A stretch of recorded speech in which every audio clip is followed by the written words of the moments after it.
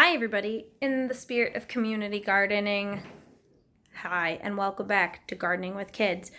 Super windy day outside, so really getting to do outside gardening isn't really going to happen. We've also had a lot of really cold snaps lately, so we've lost a bunch of seedlings that normally would have survived mid-April in Maryland. But since we lost a bunch, we're restarting a bunch of our plants, but we also are repotting our pepper plants so that they can continue to grow. And as you can see, I've been doing a bunch of that kind of stuff here with my kids. They helped and now they walked away because they needed a break time. But one of the other things that I really wanted to talk with you about is sometimes the simplest thing is to literally prepare to do the thing with your kid. So, like, I have a nail here, if you can focus on it. And what I'm doing is I'm poking holes in the bottom of my solo cups because I didn't have $50 to drop on more peat pots. So these peat pots I've had, given to me by various people. They got my little tomato plants started in there from the kids and I. And those peat pots, if I would get 50 to 100 of them, the size that they are, it would be anywhere between $35 to $55.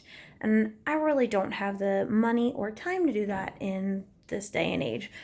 So one of the other ways that we can do it is I've got plenty of potting soil and seedling starter soil. So I'm mixing those together and utilizing what I have on hand. Some solo cups. And I don't even know if these are actual solo cups.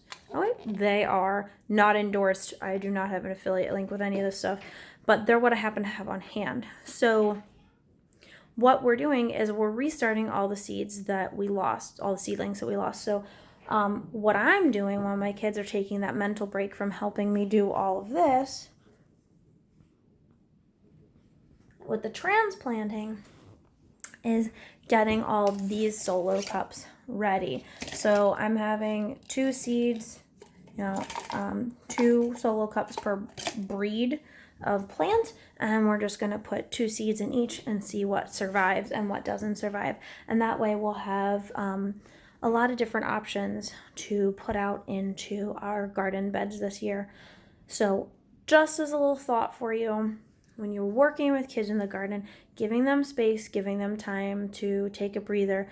As you saw, that was a lot of things that we repotted. I mean, these were a lot of peppers that we had that we weren't even sure they had survived or not. So we literally are writing them on there.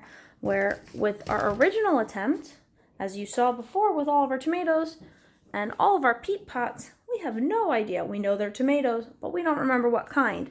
So what we have is we have a bunch of now labeled solo cups. Sometimes with kids, the easier, the better. And that way it'll give us the opportunity when we go to plant them in the garden, we can track what's working and what's not, and what the kids like and what the kids don't. So really taking that time to prep before you do the activity with the kids makes the biggest difference. So I'm going to get back to poking some holes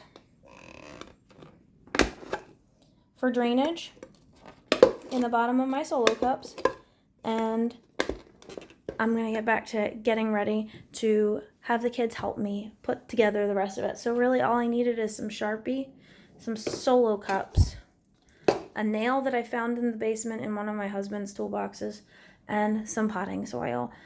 That's it, and seeds. You can get started with the things that you have probably in your house today. They don't have to be fancy peat pots. They don't have to be an actual planter. To make sure that you have sustainable food source, you can utilize anything that you have in your house. Recycle, reduce, reuse. I mean, I know that came out of the 90s and it was really heavily pushed, but it's not heavily pushed here where we live in Harford County, Maryland. But it should be. Our grandparents, our great-grandparents, they did it with grace and ease because they didn't have any other way. They were using mason jars and reusing them and reusing them and reusing them. They didn't have expendability that we have available to us today in plastics.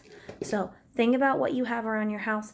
Make it into a container that you can grow in. And honestly, even when all else fails, if you have an old Amazon box around, that can be the next best planter that you have. So keep on gardening, stay strong, stay home, do what you gotta do, and here's to gardening with kids. Bye, everybody.